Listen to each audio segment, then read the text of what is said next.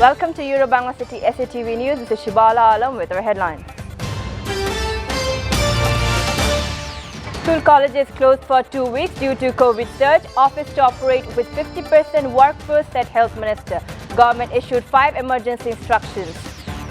Students of SUST continue indefinite hunger strike for day 3 amidst shivering cold. 12 they have been hospitalized till Friday.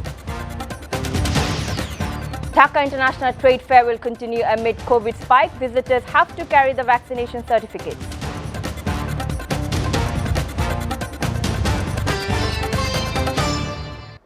Health Minister Zahid Malik had said that schools and colleges and equivalent educational institutions will remain closed till February 6 for COVID surge. The Cabinet Division issued a notification in this regard today. No religious, political, social or state event will be allowed to have more than 100 people. The government has imposed a fresh 5-point restriction considering the upward trend of COVID infections. Meanwhile, Health Minister instructs to operate offices with 50% workforce. Participant must obtain either vaccination certificate or negative RT-PCR COVID test report. Everyone must wear a mask at all public places including kitchen, markets, shopping malls, bus stands, launch cart, railway station among others. Local administration and law enforcers will be constantly monitoring the situation. 12 of the 24 students of Shahjalal International of Science and Technology SUST who are on indefinite hunger strike since Wednesday have been hospitalized till Friday. The 24 students embarked on fast unto death on Wednesday afternoon, demanding the resignation of the university's vice-chancellor. In the past 2 days, most of the protesting students have fallen sick. The protesting students, however, have vowed not to break their fast until the VC steps down. In the small hours of Friday, the protesting students also brought out a torch rally and burned the effigy of the VC on the campus. Hours back, a delegation of teachers met the students and requested them to break their fast, but the students didn't respond to the request. The Ministry of Commerce has decided to continue the Dhaka International Trade Fair 2022 following the health guidelines amid the newly imposed coronavirus restriction. Additional Secretary Export of the Ministry, Mohammad Hafizur Rahman, confirmed the matter on Tuesday afternoon. But strict health rules would be followed in the fair, complying with the fresh curbs, the official added. The Dhaka International Trade Fair 2022 started on January 1st at Bangabandhu Bangladesh China Friendship Exhibition Center in the capital's Purbachal area. Dhaka University authorities have suspended in-person classes in an effort to limit the spread of COVID-19 infection. It decided to go virtual after the government shut all schools and colleges across the country for 2 weeks. Pro Vice Chancellor ASM Maqsood Kamal said on Friday that an official notification will be issued soon. All classes and exams will be held virtually until February 6th. Meanwhile, all of the national universities have been suspended following a sharp rise in COVID-19 infections in the country.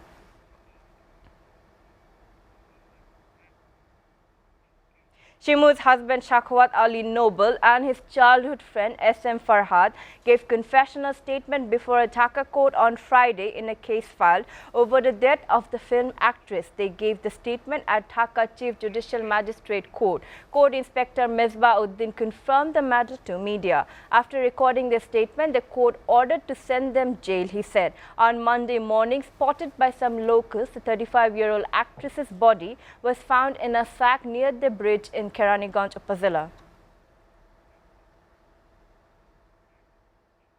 Viewers are taking a short break. Stay with Bangla City SATV News.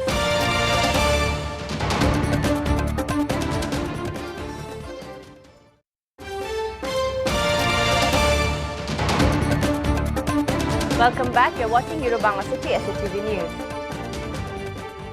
Now the international story updates. The top diplomats of Russia and the United States were to meet in Switzerland today to discuss soaring tensions over Ukraine after a flurry of meetings between officials on both sides in the last week. U.S. Secretary of State Antony Blinken arrived in Geneva for talks with Russian Foreign Minister Sergei Lavrov following a swing through Europe to shore up U.S. allies' commitments to hit Russia with sanctions if it goes ahead with an invasion of Ukraine. Washington hopes of building a united front of opposition to Moscow were complicated by U.S. President Joe Biden's comment at the news conference on Wednesday, in which he predicted Russia would move in on Ukraine and said Moscow would pay dearly.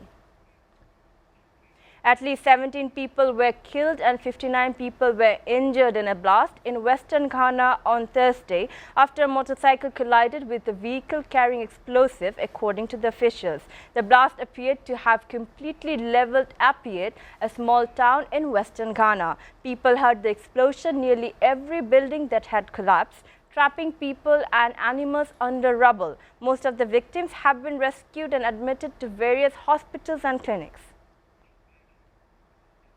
Meanwhile, the U.S. President Joe Biden said that it withdrew his troops from Afghanistan because it's not possible to unify a war-torn country over one single government. Biden came up with the remark at a White House news conference. Mr. Biden also said that the United States was spending $1 billion a week in Afghanistan for 20 years and could not afford to do so indefinitely. The Biden administration started pulling out troops from Afghanistan in August last year, leaving behind a vacuum filled by the Taliban.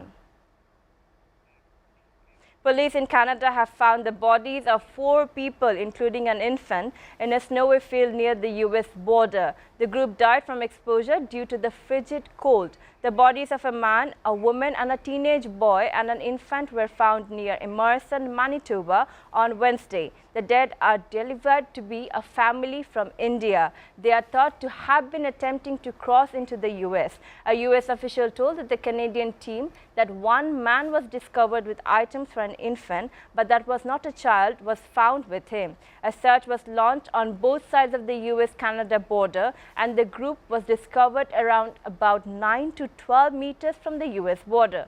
Crews continued to search the deep snow until late Wednesday evening.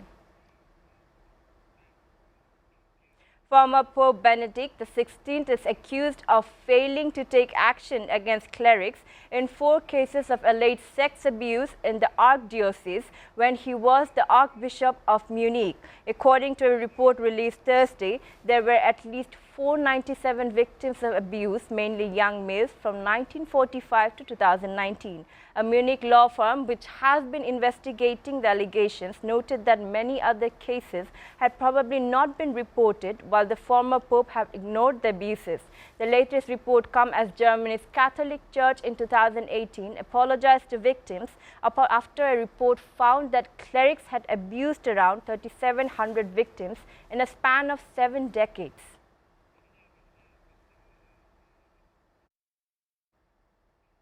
Elza Soares, one of the greatest Brazilian singers of all time, has died aged 91 at her home in Rio de Janeiro. She was all through against racism. She is often called the queen of Brazilian samba. She released more than 30 albums in her career that spanned 6 decades. Soares has also used her music to campaign against racism and other forms of discrimination. Her family said she died of natural causes and called her a musical icon who moved people with her voices. The beloved and eternal Elza has gone to rest, but she will remain in musical history and in our hearts, that those of thousands of fans all around the world. Her life and achievements have been celebrated by a host of figures across Brazilian society. At the young age of 19, British-Belgian teenager Zara Rutherford becomes the youngest woman to fly solo around the world on Thursday and the first person to go so in a microlight plane. The trip, which took 5 months through 5 continents, saw her fly some 51,000 kilometers before landing in Belgium. and after months of flying, Rutherford has just happy to complete the journey. The teen received her pilot's license in 2020 after training with her father since she was 14. She now dreams of becoming an astronaut and most importantly hopes her voyage will encourage more women in science, technology and aviation.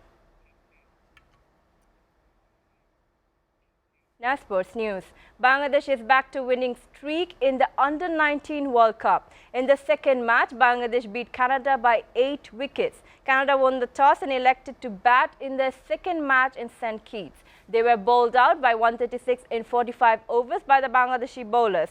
Ripon Mondol and Mehrab Hossain Ahin took 4 wickets each for Bangladesh. Ashikur Zaman took the other 2. Iftikhar Hussain Ifti's half-century and Noraz Nabil's 33-run innings helped the Red Greens to reach the target to 137 runs. As a result of this victory, the hope of the next round of the Bangladesh youth team survived. Bangladesh started this year's Under-19 World Cup with the title of the current champion. But in the first match, Team Tigers stumbled at the beginning after losing to England by a big margin of 7 wickets.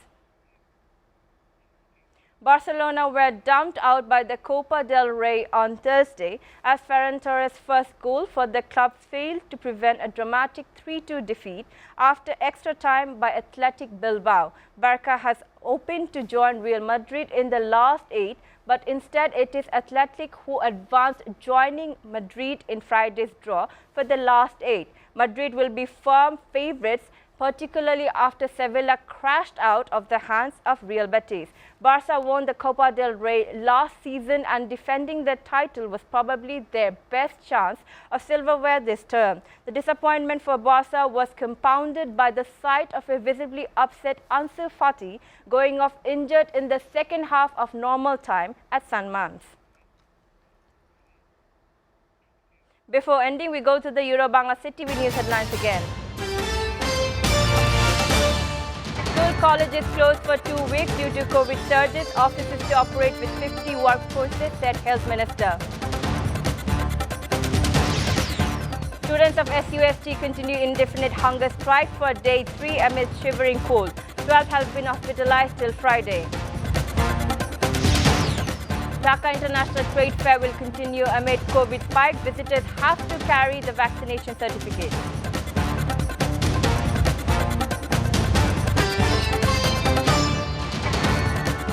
Up to date so far here on Euro-Bangla City SATV News, and to know the latest news visit www.satv.tv.